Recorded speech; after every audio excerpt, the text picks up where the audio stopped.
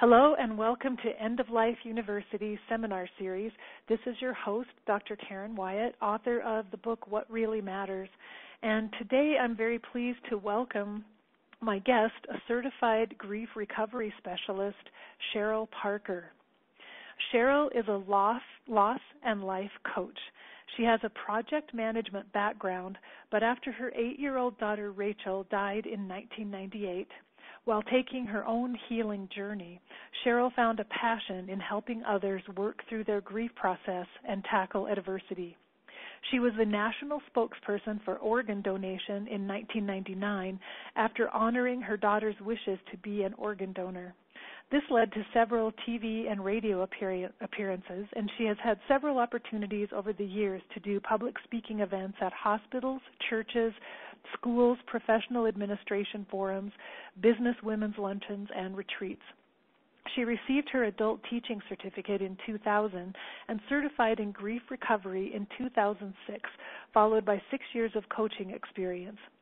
Featured in multiple newspapers and magazines, Cheryl is dedicated to transforming the conversation around grief so that people are freed up to live a fulfilled life. She has facilitated one-on-one coaching and group workshops over the years to hundreds of people, and she believes that healing is rediscovering the beauty of life. Cheryl, thank you so much for being with us today and joining in this conversation. Oh, you're so welcome. Thanks for inviting me. Well, I'm very interested to hear a little bit about your story, Cheryl, and for one reason, I've always advocated in the past that as a counselor or a helper of any type, you can't take someone where you haven't already been, and so I know that you have already been on your own personal journey of grief, and I was wondering if you would mind sharing with us a little bit about that. Sure. My 8-year-old daughter, Rachel, died in 1998 from complications from a flu virus. The whole family got it. My son, Sean, who was 6 at the time, he come home with the flu, was down and out for a week. I got it for a few days, and then Rachel got it. And Rachel's just wasn't seeming to recover from hers. Ended up at the hospital, and they told us that she had this condition called ITP, where your antibodies attack your platelets instead of the virus. And so they were monitoring her platelets really closely, and they said that a less than 1% chance she can have a spontaneous bleed, and that can be anywhere. So that's why it was so important to monitor the platelets. And unfortunately, Rachel got a bleed in her brain. And so they had to do brain surgery, and they were going to remove the front left lobe of her brain to release the pressure. But when they went in, they found that the brain was too swollen, and she was pronounced brain dead. So it was just such a devastating time. I mean, Monday she's got the flu, Tuesday she's in brain surgery, and Wednesday she's dead. So wow. It was, it definitely brought us to our knees for sure. Oh, and, as a parent, I cannot imagine the shock and the pain of that. Absolutely. Yeah, a healthy little girl up until then. Wow. So I'm sure that you went through quite a process after that, just dealing with that terrible loss. For sure. You're just so unprepared, and I'm so passionate about educating people because there really isn't a whole lot of education out there. I mean, I was like a dog with a bone. I felt like I was fighting for my life. You know, I was helping my 6-year-old son get through it. I was trying to cope. Everyone around me devastated. It was just such a huge thing to overcome for sure, and it certainly sends you on a journey. And I'm telling you, it's not a journey I would wish on anyone, but I wouldn't trade the lessons for anything. I can definitely resonate with that, and I remember a similar feeling after my own father died. He took his own life, and it's been 25 years ago now that happened. But I remember feeling so isolated and so alone that no one that I knew seemed to understand at all what I was feeling. So there was no one to go to talk to or commiserate or get support from. And in fact, it felt like most of the people around me were very uncomfortable, didn't really want to see me or be around me because they didn't know what to say. And that just compounded the difficulty for me. I just remember I've just never felt more alone in my entire life. Yeah, it's so true. People are so awkward with it and can't be with it. And I, beforehand I was such a cheerful, upbeat, positive person. People knew me as that. And then to see me so devastated and broken and sad, it's like people couldn't even be with it. And I mean, let's face it, I didn't even want to be with me, never mind everybody else. So it was just, that's why I say it was like the fight of my life. I've never worked so hard as I did through that grieving process, and I just had to get my hands on everything I could to learn about it, to get through it. Mm-hmm. I know in my own case, what helped me eventually through my grief was to start to work for hospice and work with death and dying. And I made a study, which it sounds like you did. You made your own study of it, a study of the end of life and death and dying and watching other people go through the process. And that's ultimately how I learned enough to get through it on my own. And so it does sound like that's one of the ways that we cope with things sometimes is to just go out and get more information and learn for ourselves what we can. Yeah, for sure. And I was actually fortunate that Rachel had actually expressed that she wanted to donate her organs. 5 weeks before she died, I had seen a newspaper article, and there was a little boy with his arms outstretched in victory. And Rachel was peeking over my shoulder saying, why does that boy look so happy? It looks like he's in the hospital, and what are all those tubes that he's hooked up to? And so I started answering her questions, and I told her that he had a lung transplant, and she's like, well, what was wrong with his lungs? And I told her, and she's like, well, where do you get new lungs? And I told her about organ transplant, and she was like, oh, and then she went back to playing, and then a couple minutes later she said, when I die, I want to give my organs so I can save kids. And I thought, oh, my gosh. Wow. So little did I know that 5 weeks later that conversation was going to be, so impactful. So I was able to donate her organs, and when they heard the story at the hospital, they were just so taken back that she had expressed her wishes. And she kind of became a poster child for her organ donation, and I ended up doing a lot of public speaking, and that's how I ended up the national spokesperson for organ donation in 1999. And absolutely that helped in my journey. It kind of gets you out of your own way, so to speak, and gets you speaking about it, and you realize that such a tragic story can be so powerful and so inspiring to others, and that's where I got my determination to use this story and use this experience for good and to help others. It's just remarkable that a child of that age would have that kind of wisdom and that presence of mind. I know. It gives me goosebumps to even think about it.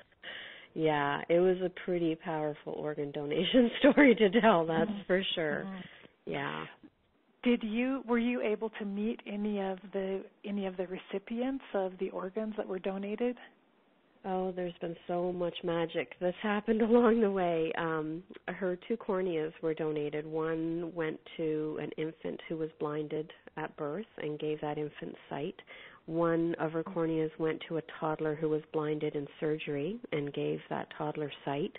Her lungs were picked up and transported down to the States, down to Pittsburgh, because I live in Canada, and transplanted into a 13-year-old girl who was undergoing her second lung transplant, and she had also had a heart transplant too.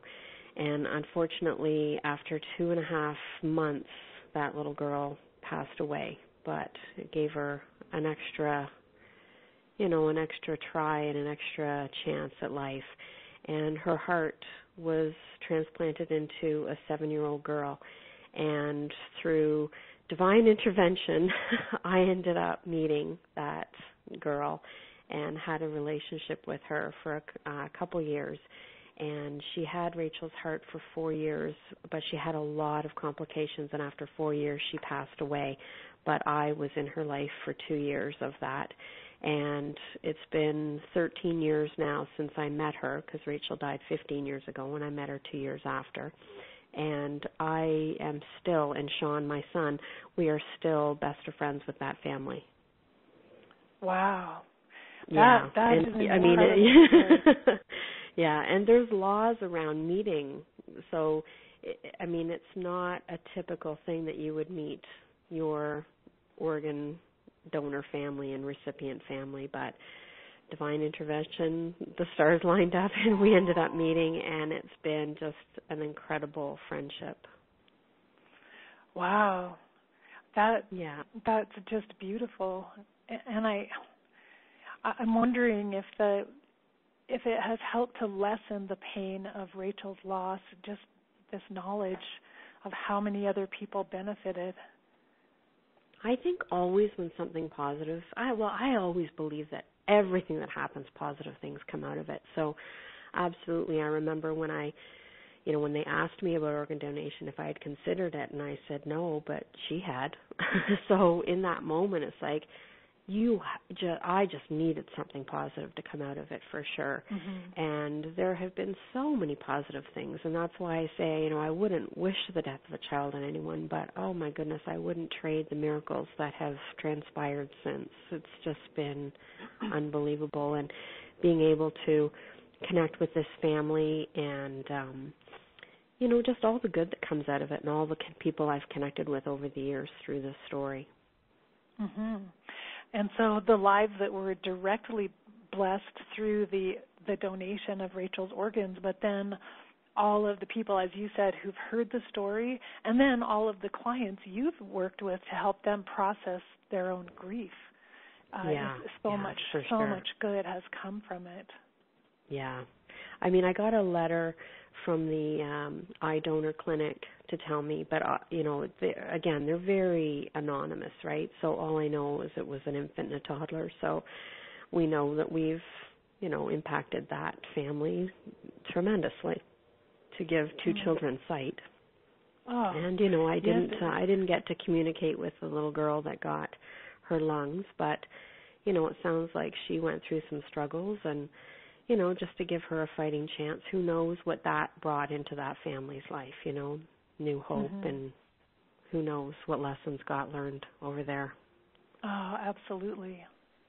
Yeah. And so in your work as a grief counselor, tell me a little bit more about that. And again, I have the bias that those who have lived through this grief are the best people to help others through their grief, because you know so deeply and intensely what that experience is. Yeah, I remember being very apprehensive about working with people, because I thought, all I know is what I went through. Like, I have no idea how to tell somebody else to go through it. And, but I dove in, and I just knew I had something to offer. And, the things that I learned over the years was that there is no right way to grieve. Mm-hmm. There's just the way you grieve. And I have learned that it's not about teaching somebody how I went through it. It's about, just supporting somebody in how they are going through it.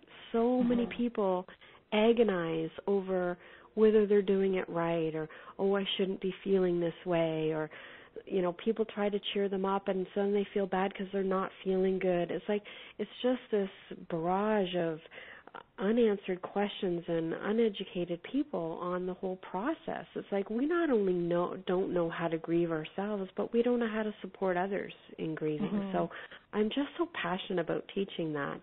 And then learning that grief encompasses so many losses, because when I'm working with my clients, so many times what brings them to me is a death. And then when we start uncovering who they are around grief and what their beliefs are around grief and loss, and we look at all the losses, 9 times out of 10, the people that are working with me end up getting complete about an old loss. And it could be a divorce, it could be a miscarriage, loss of health, a job, financial status, pets, loss of mobility, loss of self-esteem. Like, there's so many losses that encompass our lives that aren't even acknowledged as grief. I mean, we can associate grief with death, but we don't always associate grief with other losses that we experience. So it's been so interesting to me to see how people come in the door, but what they end up working on with me. And then getting that loss complete frees them up to get complete with the death as well. Mm-hmm. That's such a good point, because I feel in our Western society we have a way of just burying our losses rather than dealing with them and going through them. Like, we try to get past it as quickly as possible and then move on or cover it up somehow, rather than really exploring it and going through it and learning what we can get from that experience. Well, yeah, life is so busy. It's like, you get mowed over, if you stop. And, it's like you get your 3 days bereavement leave when somebody dies, and it's like, what's that message is that there's no time to grieve, and so then people feel bad if, 9 months later they're still sad. And I remember a girlfriend of mine, her dad died, and she was talking to me. It had been about 9 months, and she said, "Cheryl, it's getting worse." I said, "Well, yeah, you miss him more and more." And she's like, "Oh my gosh, I never thought of that." I said, "Well, yeah." It's so funny. People think that time heals. It's like, well, no, you just actually miss them more. So it was just so comforting to her to know that it's not that she's, not grieving well, or she's not doing well, or like she had this perception should be over it by now. It's been 9 months, you should be over something. Well, no, the heart will heal at its own speed, and time does not heal. It's what you do with that time that will heal your heart. That's such a good point. And it seems clear to me, too, that another issue in our society is that we don't really have established rituals around grief, like some other more indigenous cultures have grief rituals, or some certain ethnic or religious groups also have rituals that they follow, and that's one thing that we're really lacking as well, is that we just don't have a way to mark our grief and sit with it for a while and even honor it for what it is and give it time. Yeah, I did some research. I wrote a paper about grief and was exploring all the different religions and cultural practices with grief, and I just found it fascinating. And, some of the other cultures, like, they really get it. They really honor their loved ones. And I guess that's just what I'm all about, is that, it doesn't have to be doom and gloom. I don't mean you have to, drag your butt on the ground for years to prove that you love that person that died. It's not about that, but it's about being freed up to actually express it and acknowledge them, and for people to be okay with that conversation, because loss is part of life. Everybody's dealing with loss. When I dealt with Rachel's death, that's when all the other losses seemed to come to the surface. I wasn't just grieving her. It was like this big pot of losses that I was dealing with. And, just being able to talk about it and get it expressed is huge. And I think some of those cultures do really honor their loved ones in a beautiful way. And I liked your point that you don't necessarily need someone else to tell you how to get through your grief. You don't need someone else to tell you what grief should look like. But I remember all I wanted someone fearless enough to just sit with me, just be with me and let me talk, let me feel whatever I'm feeling, let me put it out there, and don't be afraid. Be brave enough sit with me through the process wherever it took me. And that's what was so hard for me to find that so many years ago. But it sounds like that's exactly what you are able to do with your clients. You are the fearless one who can sit with them. I didn't think of it that way, but yeah, it's so true. And there does seem to be a relief with my clients too, that they can just let it all hang out, and it's not, your best friend that you're sitting with, or it's not, your cousin or your sister or whatever that you're trying to choke this stuff out of your mouth. So, with me being an objective person but yet compassionate enough to understand, it seems like it's a perfect fit for people to be able to express what they need to express. Mm-hmm. One thing that I had a lot of difficulty with is that ultimately I had to recognize that I was angry at my father, and I covered my anger up for a long time because I felt ashamed that I was angry at him. I felt embarrassed by it. And so that's an example of what you're saying. We have these ideas of how you're supposed to feel, and so I didn't think it was okay to be angry, so I buried that and covered it up. And that's what really delayed my process for a long time, because I had to finally let the anger come out and admit that's what I was feeling. And I don't know if you see that, if it's common for other people that there's some hidden anger after a death.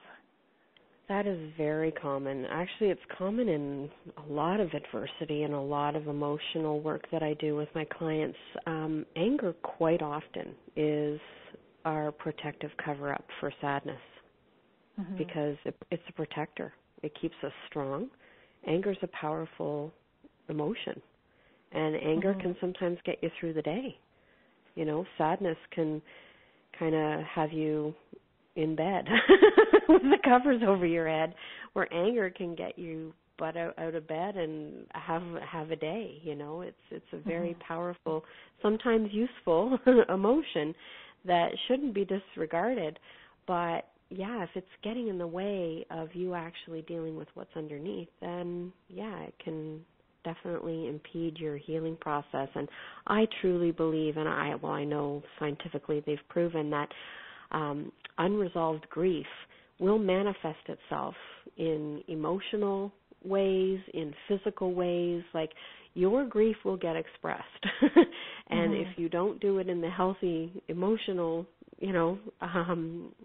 healing way, then it's going to come out some other way that's probably not going to be as pleasant to deal with. That's very interesting. I've even heard them say that grief is related to cancer, unresolved grief. They've linked it. I read a study not too long ago that was done. It was done in a mental health center, just an outpatient clinic. They did a survey of all the patients waiting in the waiting room, and said that over 50% of the patients waiting for their appointments at the mental health center had unresolved grief issues that were not being addressed. They weren't there because of their grief. They were there for some other mental health issue. But over 50% of them had unresolved grief from the past that had never been addressed. And so that totally makes sense to me. It can underlie so many of our emotional and physical problems. Absolutely. Yeah, I believe that for sure. So it's so important that we find our place to deal with our grief, wherever that might be, whether it's in the office of someone like you, a grief recovery specialist who helps people, or maybe it's a friend or family member, or maybe it's a clergy member. But we need to find our place where we're safe and we can safely deal with our grief process, whatever it might be. Yeah, it can be expressed in so many different ways, through music, through writing, through drawing, through art. Like, there's so many outlets that can be used to express it. Yeah. Well, one thing that we alluded to is that for both of us had the experience of having other people, friends and family members, who weren't sure how to handle our grief. And I was wondering if you have any suggestions for people who are trying to support someone else who is grieving? Well, my number one thing is for people to talk from the heart and not from the head. I think people are intellectual about it, and they see their friend or loved ones hurting, and immediately they want to fix them, or they want them to feel better because they can't be with it themselves, and they can't stand by watching somebody be hurt. So the immediate reaction is to want to fix them. And so number one, I just think you need to talk from the heart instead of the head. And the other thing is to somehow just be able to be with them, like you say. Like if you had a friend that could just fearlessly just be with however you are. And I know that's going to take a special person, and not everyone's going to be able to do that. But if you have an opportunity to do that, then it's the biggest gift that you could give to anyone. And the other thing is to, instead of offering advice, to actually just ask the person what they need. Because everybody grieves differently, we can't assume that they want to talk about it. Just because you're a talker and you would want to talk about it doesn't mean the next person actually wants to talk about it every time they get together with you. So maybe they don't want to talk about it. Maybe the way they do it is they journal every day. Like, you just need to ask, I think, and then you can be the best support that you can be by asking them what they need, and then just be that for them. That's a great suggestion. And I like your emphasis that you don't even need to say anything if you don't know what to say or you're not sure what to say. It's all right to say nothing and simply be present and be there, and Absolutely. Not feel that you have to somehow come up with something wise or the perfect healing statement. It's the most awkward situation that people are put in, you know. Mm-hmm. And sometimes they just I don't know what to say, so you blurt something out, and it's like, actually just saying you don't know what to say might have been better. Might have been better. Well, it's funny. After my dad died, when I felt so abandoned by my friends who didn't come around and didn't come to support me, there was actually a woman that I had hired to clean my house several times. I'd had her come in and just help me with cleaning, and she heard that my dad had died. And one day I opened the door, and she was standing there with tears in her eyes, and she had her vacuum cleaner and a cleaning rag, and she walked in and she cleaned my house, and she didn't say a single word to me. She vacuumed for me, she did my dishes, cleaned the bathrooms, and then she just left. She didn't say a single word the entire time, but that turned out to be the single most helpful, most supportive thing that anyone did for me. It's like she did what she knew how to do. She did what she knew was in her realm of what she could offer me, and it was actually the perfect thing at that moment. And so in some ways, I guess that's a good piece of advice too, is for just to be yourself and be whatever it is that you bring to situations. Just bring that, and don't worry about it. Yeah. Well said. Yeah, that's beautiful. Mm-hmm. So, and I guess I have a strong feeling that if we do have a loved one who's grieving, to do our best not to abandon them, but to make sure we're letting them know, if you need me, I'm here. And as you said, let me know what it is you need, and I'll do it for you. Yeah, so and they don't always know what they need, and yes. And so, isolation is a typical thing that people do when they grieve, and you want to try to probably interrupt that as appropriately as you can without being a pest or without being too annoying.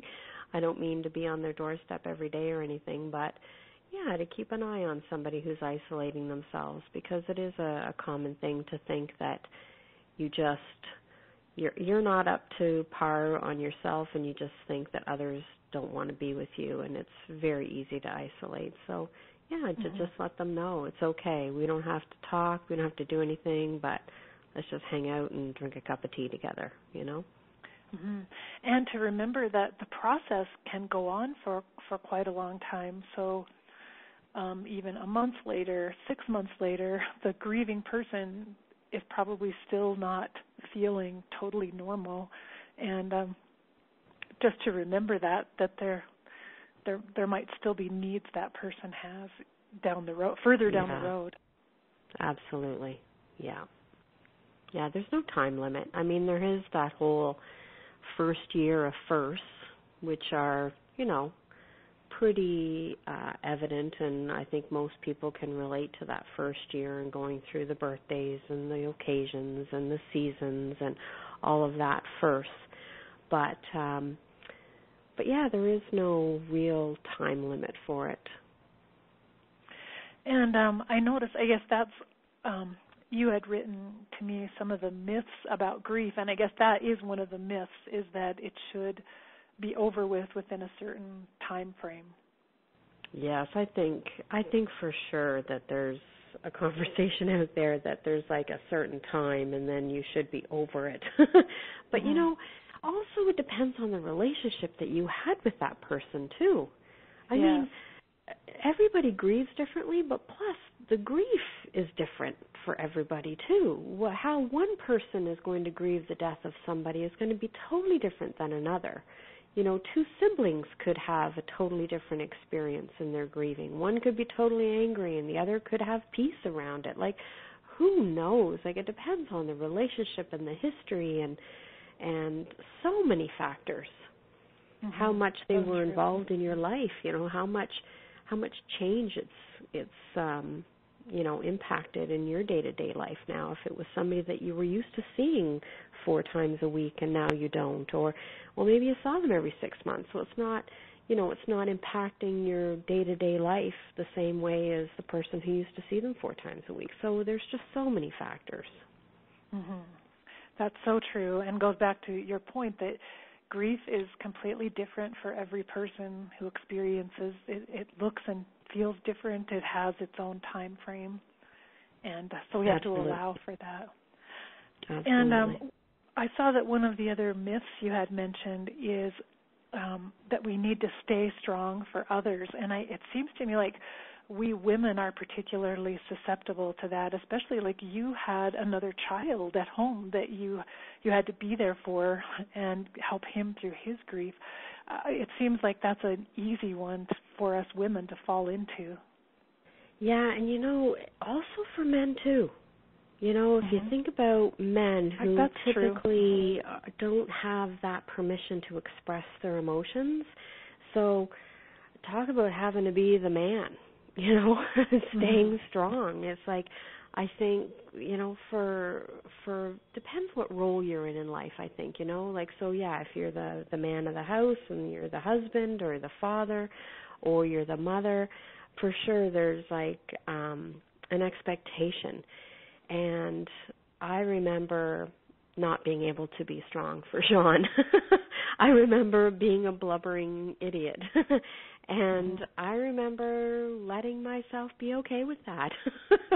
I mean, I felt bad for Sean because I felt like he not only lost his sister, but he lost his mother.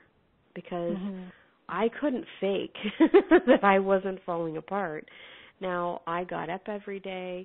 He got fed every day. He was clothed. I took him to school every day.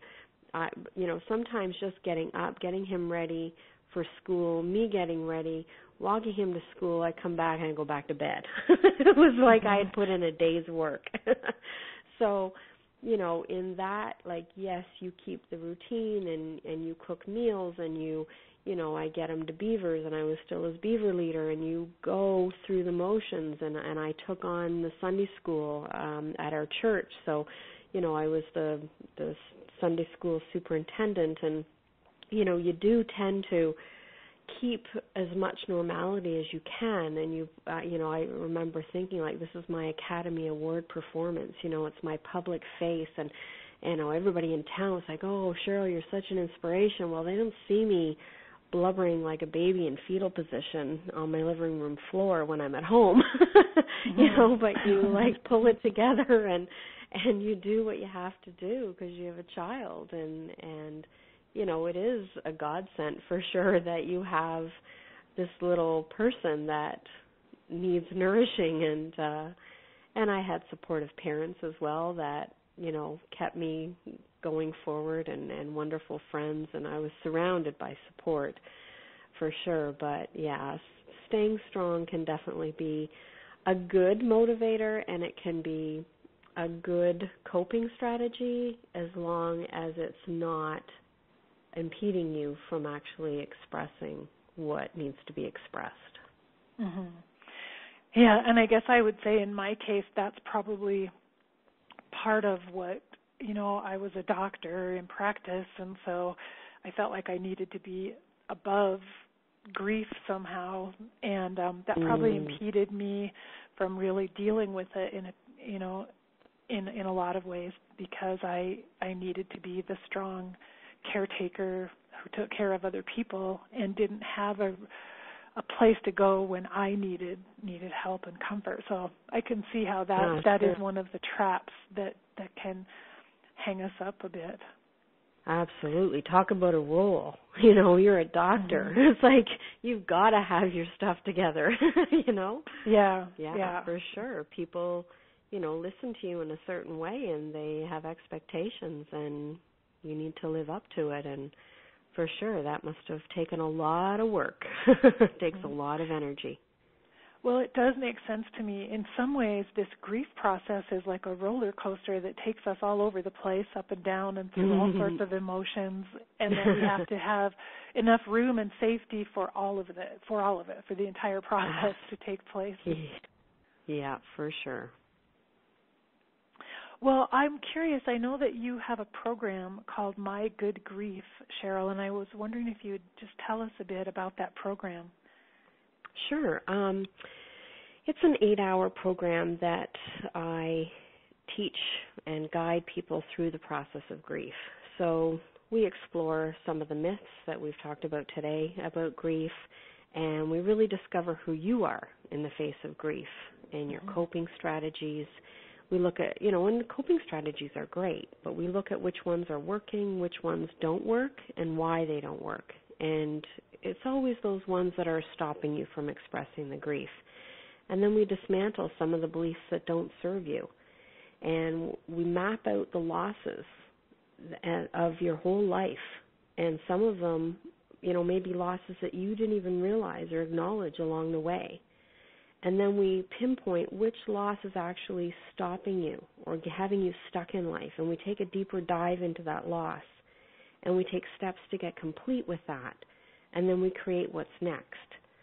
So basically, I'm teaching you about all the decisions that you've made around grief. And we remove all the burdens so that you're not carrying them around, causing you like to have this veil of unhappiness over you that sometimes can start looking like the new normal. And instead taking that away and taking the suffering away so that you can be freed up to be joyful and fulfilled in life. Because as you said earlier, I really believe that healing is rediscovering the beauty of life.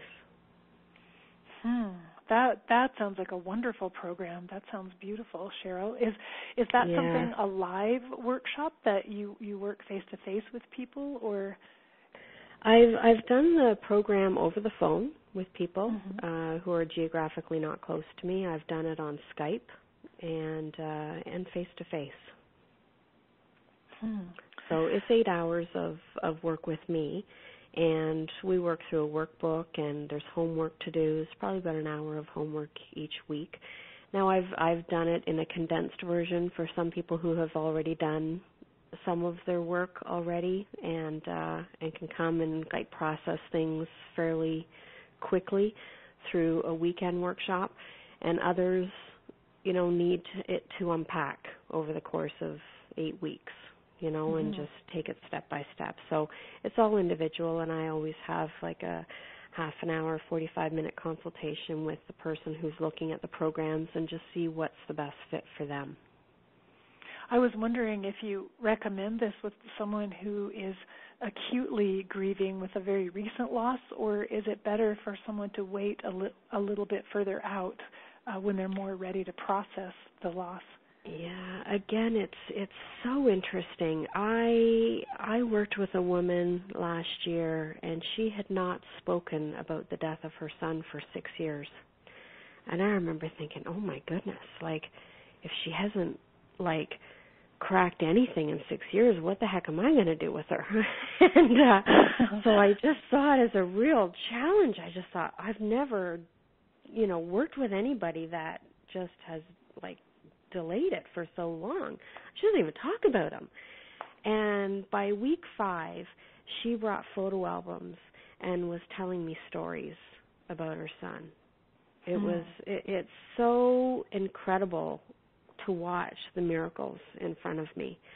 And next week I'm going to start working with a girl whose friend committed suicide 2 weeks ago.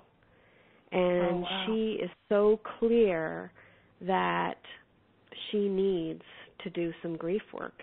And she knows that there are, because we talked about the underlying things, and I told her about the program and how we'll look at all losses, and she said, I know there's other losses I haven't dealt with. So this is a girl who's ready to deal with her grief. She knows there's more, and she knows the suicide of her friend has just put her over the top. So there's 2 extreme cases. So I can't say. Everybody just knows themselves when they're ready to do the work. And so it's so individualized for each person and each situation that they're in. Yeah. So I guess that's the purpose of a consultation call with you first, to really talk it through and see if one is ready for it, if this is the right timing or not. Exactly. So how would someone get in touch with you if they were interested in your program or in working with you in some other way? Well, I have a website. It's www.mygoodgrief.com, or they can call me at 647-629-9202. And as we have said, there's really no substitute for having a fearless person in your life who's willing to be there for you, willing to be your listener and your strong support system, and who isn't going to fall apart when you fall apart. And so right. I think for those of us who need extra help, I think it is a great idea to find someone more objective, someone outside of our circle of family and friends, who's able to offer us that strong support from a little bit more distance without themselves going through the grief at the same time. Yeah, I think it creates a safe place for them to come and express and just work through it, for sure. Well, Cheryl, is there anything else that you would like to mention to our listeners? I was just thinking I should also provide my email address. It's sherlucky@rogers.com. So that's CHERLUCKY@rogers.com.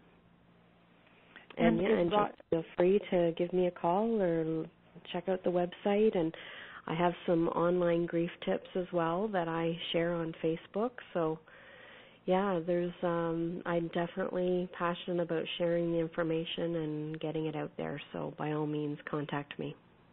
And that's wonderful. I follow you on Facebook, and you have some very nice posts that you share, and I've thanks. been very grateful for that. So I would encourage listeners to take a look at mygoodgrief.com and find what you need there, and get in touch with Cheryl if you feel one of her programs might be of use to you, because we do know that there is help. There is a way. There is support there for people. So no one has to suffer alone unless they choose to, because that feels like the right path for them. Right. Absolutely. Yeah, reach out. Get what you need.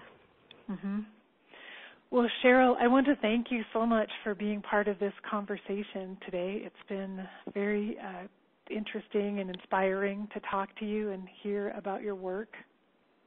Thank you. Thank you so much. I totally enjoyed talking to you. Yes, and I just want to express my admiration for you. Whenever I see someone who rises above the pain of life to create something so beautiful and so helpful to others, I'm in awe, and I'm very grateful to you for bringing that work and that gift to the world.